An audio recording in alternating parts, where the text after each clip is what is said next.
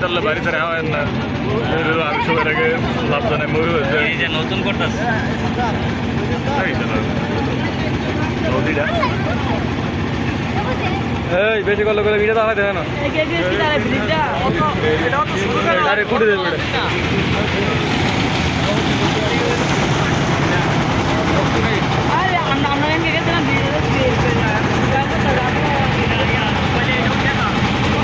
মানে তোমার উত্তম রয়েছে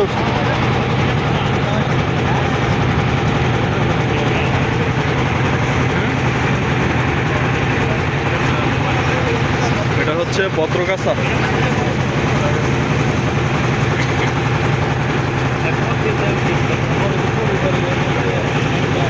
এই স্ক্রিনটি বানা করো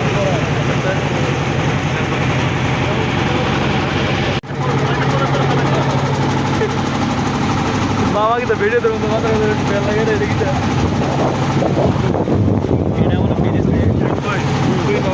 আমি নামাজ শুরু কিন্তু আমার ভাই একটা নামাজ শুরু না উদাহরণ দিতে আছে আর কি আমার ওই বাইরে ডাকা উচিত মামা কিন্তু উদাহরণ না বাস্তব কথা বলছে আমার হয়তো মনে হয়েছে মানুষের কথা এটা মনে হয়েছে আপনার কথা না করে দাদা এই মানুষের কথা দেবে না মামা বাড়ি গিয়ে গেলাম সামনে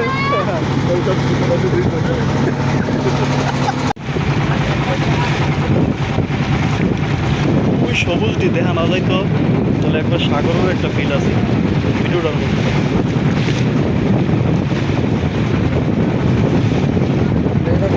আমার এই উমের ভিতরে ক্যামেরা আছে নাকি হ্যাঁ এটা বুঝাইছ হ্যাঁ ওয়াটার রেজিস্ট্যান্ট কিছুই তো হ্যাঁ এটা কবার কিনছি 300-200 টাকা দিয়ে ওই ইয়াকোবাটি কতটি 200 টাকা দিয়ে তাহলে এটা এই রাখলে মানে কিচেন সিস্টেম পানিতে ঢোকে না একটা ইয়ার সিস্টেম আছে লক সিস্টেম চাপটা মুখের মতো কীভাবে লাগানো এটা আছে আমার কাছে আমি রাখছি দোকানটা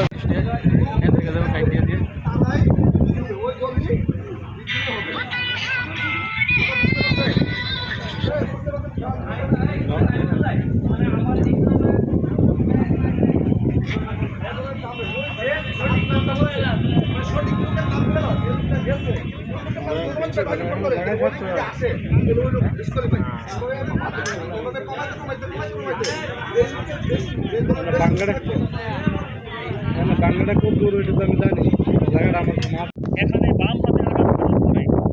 এই হাতটা এখান থেকে পরে গিয়েছে উহুদের মধ্যে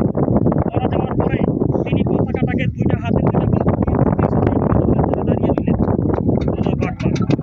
এরপরে সেই কাফের তার বুকের মধ্যে বর্ষা দিয়ে আঘাত করার পরে তিনি মাটিতে লুটিয়ে পড়ে তিনি শহীদ হয়ে গেলেন শুধু কি তাই তিনি যখন দারুল আরকামে ইসলাম গ্রহণ করলেন নবীদের কাছে তখন ইসলামের কথা কেউ প্রকাশ করতে পারে না মাত্র 5 জন সাহাবী তিনি ইসলাম গ্রহণ করার পরে তার আম্মাকে তিনি ইসলামের কথা বলেন নাই তার বংশের কাউকে তিনি ইসলামের কথা বলেন নাই কিন্তু একদিন আরেকজন ব্যক্তি আরেকজন ইয়াহুদি তাকে দেখলেন যে তিনি নামাজ পড়তে আছেন এই নামাজ পড়তে আছেন এই দৃশ্য দেখার পরে তার গোষ্ঠীর কাছে গিয়া তার ইসলামের কথা বলে দিয়েছে বলে দেওয়ার পরে তার মা তার গোষ্ঠী সহ তার ভাই বেরাদার তাকে বন্দি করছে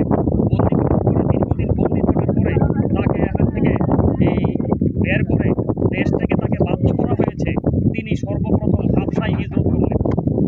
হাবশা মানে বর্তমান নাম ইথিওপিয়া তিনি ইথিওপিয়ায় হিজরত করলেন মক্কা থেকে সেই 3 থেকে 3.5 মাইল দূরে তিনি ইথিওপিয়া হিজরত করার পরে দীর্ঘদিন ওইখানে তিনি নির্বাসনে থাকার পরে আবার তিনি মক্কায় আসলেন মক্কা থেকে তিনি আবার মদিনায় হিজরত করে চলে গেলেন এরপরে উহুদের যুদ্ধে শহীদ হয়েছিলেন হযরত আমির হামজা রাদিয়াল্লাহু তাআলা আনহু উহুদের যুদ্ধে শহীদ হওয়ার পরে হিন্দা নামের একজন মহিলা আমির হামজার বুক চিরে কলিজা দর্পণ করেছিল এত সহজে এই দেশে ইসলাম আসে নাই এই জন্য সময়ে জেহাদ করতে হবে সময়ে হিজরত করতে হবে এরপরে তারপরে ওমান তারপরে হুজুর পাক সাল্লাল্লাহু আলাইহি ওয়াসাল্লাম বলেন ফাইন্নাহু মান ফারাকাল জামাআতু বিদা শিবরিন ফাকাদ খালা রিবকাতাল ইসলামি মিন উনুকিহি যারা সংগঠন ত্যাগ করে দল ত্যাগ করে অর্থাৎ ইসলামী কাফেলা থেকে যারা দূরে থাকে যারা ইসলামী কাফেলা থেকে যারা আলাদা অবস্থায় বিচ্ছিন্ন অবস্থায় থাকে, হুজুর পাক সাল্লাল্লাহু আলাইহি সাল্লাম ইরশাদ করলেন তারা যেন তাদের গর্দান থেকে ইসলামের রশিটাকে খুলে ফেলে দিল। একটা গরু আপনি ঘাস খাইতে আছে, একজন রাখাল, গরুর গলার মধ্যে রশি লাগানো আছে,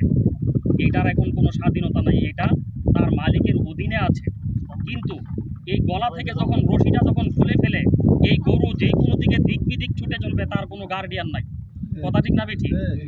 আল্লাহর এই দিন কায়েমের ক্ষেত্রে যারা ইসলামী কাফেলা থেকে দূরে সরে যাবে, কিদা শিবরিন রিক্কা তালফিল ইসলাম আনাউল আলা উনুকি, তার গর্দান থেকে যেন সে তার রশিটা খুলে ছেড়ে দিল, অর্থাৎ সে তার এখন আর আল্লাহর অধীনে নাই, সে দিক বিদিক ছুটছে, সে শয়তানের রাস্তায় চলছে। এরপরে আল্লাহ রাসূল সাল্লাল্লাহু আলাইহি ওয়াসাল্লাম বললেন, ইল্লা আন ইয়ারজিয়া, তবে যেই ব্যক্তি বুঝ হওয়ার পরে ফেরত আসে সেটা ভিন্ন কথা। ওমান আদ্দা দাওয়াতাল জাহিলিয়া, আর যেই ব্যক্তি ইসলাম ছাড়া অন্য কোনো দিকে মানুষকে আহ্বান করে, ফা ইন্নাহু মিন জুসা জাহান্নাম, সেই ব্যক্তির জন্য জাহান্নাম। সেই ব্যক্তির জন্য কি? কথাটা খেয়াল করেন সবাই।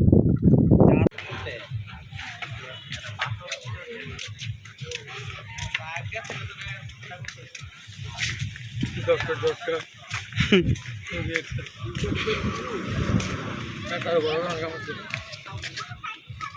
আমি লিখে ডক্টর ইউজ করে আমার বই দিন।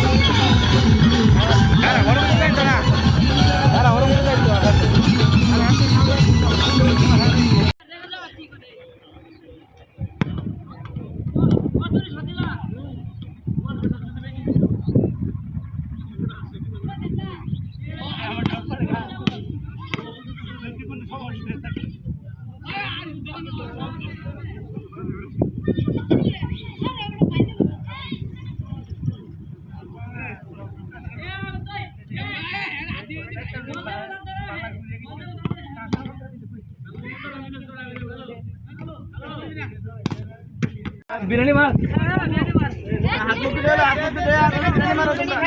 হ্যালো হ্যালো খাইলা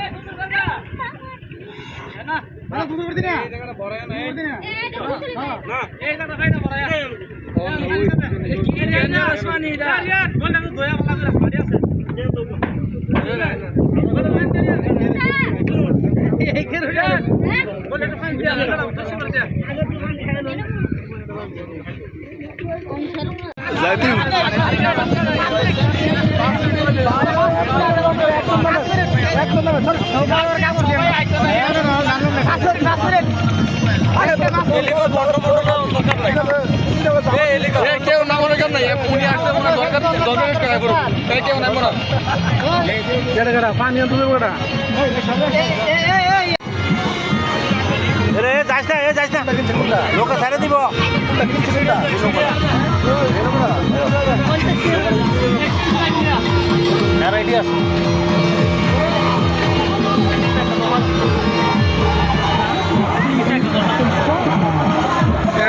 নৌকাটা কামাইব